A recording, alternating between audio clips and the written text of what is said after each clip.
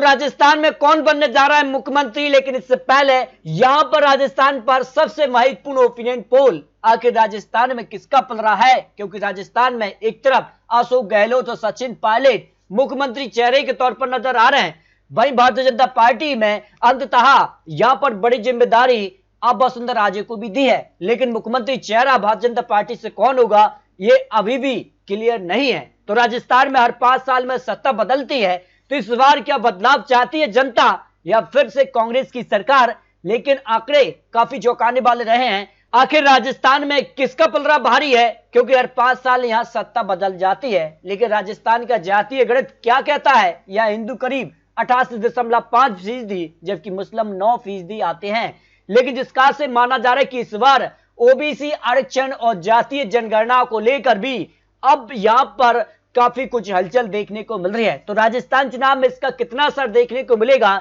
तो कौन बनने जा रहा है राजस्थान को लेकर मुख्यमंत्री, लेकिन इससे पहले जो ओपिनियन पोल के आंकड़े हैं वो काफी चौंकाने वाले हैं, क्योंकि जनता ने तैयारी कर ली है और जनता इस बार किसकी सरकार चाहती है, क्या कांग्रेस या फिर भारतीय जनता पार्टी, आखिर किसकी रणनीति में कितना दम है और जो वादे किए गए हैं, जो योजनाएं हैं, उन दम पर किसकी सरकार बन सकती है, इस पर हर जिले के आंकड़े राजस्थान को लेकर सामने आ रहे हैं। तो शुरुआत करते राजस्थान को लेकर बाड़मेर से 7 विधानसभा सीटें, भारतीय जनता पार्टी 4 सीटें, जबकि कांग्रेस को 3 सीटें, आरएलपी अन्य के पक्ष में 0-0 सीट जा सकती है। भाई जैसलमेर से 2 विधानसभा सीटें, 1 सीट पर भारतीय जनता पार्टी जबकि एक पर कांग्रेस का पलड़ा भारी है, आरएलपी अन्य के पक्ष में यहां पर 0 सीट जा सकती है। राजस्थान में महत्वपूर्ण है भरतपुर, क्योंकि 7 विधानसभा सीटें आती हैं, या 4 सीटों पर भारतीय जनता पार्टी और 3 सीटों पर कांग्रेस का पलड़ा भारी हो सकता है, जो राजस्थान को लेकर चुनावी गणित सामने आ रहा है। भाई अगर बात की जाए अलवर से 11 विधानसभा सीटें आती हैं और यहां पर बीजेपी 6 सीटों पर, कांग्रेस 4 सीट, 1 सीट आने के पाले में जा सकती है। यही 12 से 4 विधानसभा सीटें, कांग्रेस को 1 सीट, जबकि बीजेपी यहां 3 सीटों पर कमल खिला सकती है, यहां पर अन्य के पक्ष में और आरएलपी को 0-0 सीट जाने की संभावना दिखाई दे रही है। बांसवाड़ा की 5 विधानसभा सीटों में से या भारतीय जनता पार्टी 3 सीटों पर कमल खिला सकती है, 2 सीटों पर कांग्रेस और आरएलपी यानी के पक्ष में 0-0 सीट जाने की संभावना दिखाई दे रही है। चित्तौड़गढ़ से 5 विधानसभा सीटें और यहां पर भारतीय जनता पार्टी 4 विधानसभा, जबकि कांग्रेस को यहां पर 1 सीट की संभावना दिखाई दे रही है। अजमेर की 8 विधानसभा सीटों में भारतीय जनता पार्टी को 4 विधानसभा सीटें, जबकि कांग्रेस को यहां पर 3 सीटों पर तगड़ी टक्कर यहां देखने को मिल रही है, जबकि आरएलपी 1 सीट पर कड़ी टक्कर देती नजर आ रही है। चूरू से 6 विधानसभा सीटें, भारतीय जनता पार्टी का पलड़ा 4 विधानसभा सीटों पर भारी नजर आ रहा है, जबकि कांग्रेस को यहां पर 1 सीट, आरएलपी के पक्ष में 1 सीट और रानी के पक्ष में 0-0 सीट की संभावना हो सकती है। इसके अलावा बूंदी की 3 विधानसभा सीटों में से भारतीय जनता पार्टी को 2 सीटें, कांग्रेस को 1 सीट, भीलवाड़ा से 7 विधानसभा सीटों में से कांग्रेस को 0 सीट, यहां पर आरएलपी को 0 सीट आने के पक्ष में 7 विधानसभा सीटों पर जीत की संभावना हो सकती है। बीकानेर की 7 विधानसभा सीटों में से कांग्रेस को यहां 2 सीटें, 1 सीट आरएलपी, 1 सीट आने के पक्ष में और 3 सीटों पर भारतीय जनता पार्टी यहां पर सीधे तौर पर कड़ी टक्कर और यहां पर भारी नजर आ रही है। इसके अलावा अगर बात की जाए तो राजस्थान में गंगानगर की 6 विधानसभा सीटें निर्णायक मानी जा रही हैं और यहां पर 3 सीटों पर भारतीय जनता पार्टी, 2 सीटों पर कांग्रेस का पलड़ा भारी नजर आ रहा है, 1 सीट पर अन्य भी कड़ी टक्कर देती नजर आ रही है। जबकि हनुमानगढ़ की 5 विधानसभा सीटों की बात की जाए तो यहां पर सीधे तौर पर 3 सीटों पर भारतीय जनता पार्टी, 2 सीटों पर कांग्रेस का पलड़ा भारी नजर आ रहा है। नागौर से 10 विधानसभा सीटें आती हैं और 2 सीटों पर भारतीय जनता पार्टी, जबकि कांग्रेस 6 सीटों पर भारी नजर आ रही है। आरएलपी को यहां पर 2 सीटें मिलने का अनुमान दिखाई दे रहा है।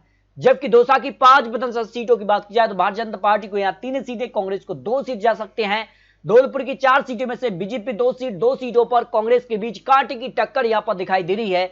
जबकि डूंगरपुर की 4 सीटों की बात की जाए तो यहां 2 सीटों पर भारतीय जनता पार्टी, 2 सीटों पर कांग्रेस के बीच बिल्कुल कांटे की टक्कर, आमने सामने की टक्कर देखने को मिल रही है। जबकि अगर बात की जाए जयपुर से सबसे ज्यादा 19 विधानसभा सीटें आती हैं, 10 सीटों पर भारतीय जनता पार्टी कमल खिलाती नजर आ रही है, जबकि 7 सीटों पर कांग्रेस, 2 सीटों पर आरएलपी को भी जीत की संभावना दिखाई दे रही है। यानी यहां पर भी कांटे की टक्कर राजस्थान में देखने को मिल रही है। पाली की 6 सीटों में से बीजेपी को यहां 3 सीटें, जबकि कांग्रेस को 2 सीटें मिल सकती हैं, आरएलपी को 1 सीट पर जीत की संभावना दिखाई दे रही है। प्रतापगढ़ की 2 सीटों में से दोनों सीटों पर भारतीय जनता पार्टी को जीत की संभावना यहां पर दिखाई दे रही है। जबकि अगर बात किया जोधपुर की 10 सीटों में से भारतीय जनता पार्टी का पलड़ा 5 सीटों पर भारी नजर आ रहा है, जबकि कांग्रेस 4 सीटों पर भारी नजर आ रही है। 1 सीट पर आरएलपी भी खाता खोलती नजर आ रही है।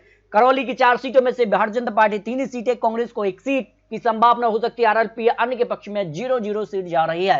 कोटा की 6 सीटों में से भारतीय जनता पार्टी को 5 सीटें मिल सकती हैं, जबकि कांग्रेस को यहां 1 सीट है और आरएलपी अन्य के पक्ष में यहां पर 0 सीट जाती नजर आ रही है। जालौर की 5 सीटों में से भारतीय जनता पार्टी को 2 सीटें, जबकि कांग्रेस को 3 सीटें मिल सकती हैं।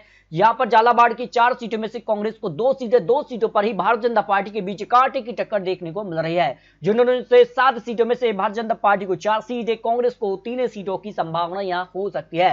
राजसमंद की 4 सीटों में से भारतीय जनता पार्टी को 2 सीटें, 2 सीटों पर कांग्रेस भी कड़ी टक्कर देती नजर आ रही है। सवाई माधोपुर की 4 सीटों में से भारतीय जनता पार्टी 2 सीटें, 2 सीटों पर कांग्रेस के बीच कांटे की टक्कर यहां पर भी देखने को मिल रही है।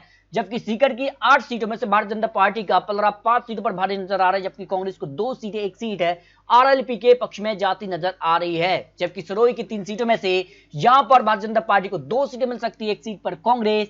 डोंग की 4 सीटों में से भारतीय जनता पार्टी 2 सीट, कांग्रेस को यहां पर 1 सीट है, 1 सीट अन्य के पक्ष में जाने की संभावना हो सकती है। उदयपुर की 8 सीटों में से भारतीय जनता पार्टी 4 सीटों पर कमल खिलाती नजर आ रही है, कांग्रेस को 2 सीटें और आरएलपी अन्य के पक्ष में 1 सीट की संभावना यहां पर हो सकती है। तो इस तरह से राजस्थान को लेकर सभी 34 जिलों का चुनावी गणित सामने आ रहा है और आंकड़ों के हिसाब से एक बार फिर से जनता यहां बदलाव देखती नजर आ रही है। जनता के आंकड़ों के हिसाब से 110 से लेकर 125 विधानसभा सीटें राजस्थान में या भारतीय जनता पार्टी के पक्ष में जा रही है। वहीं कांग्रेस को 70 से 90 सीटें, आरएलपी को 5 से 9 सीटें और अन्य के पक्ष में 1 से 5 सीटों की संभावना हो सकती है।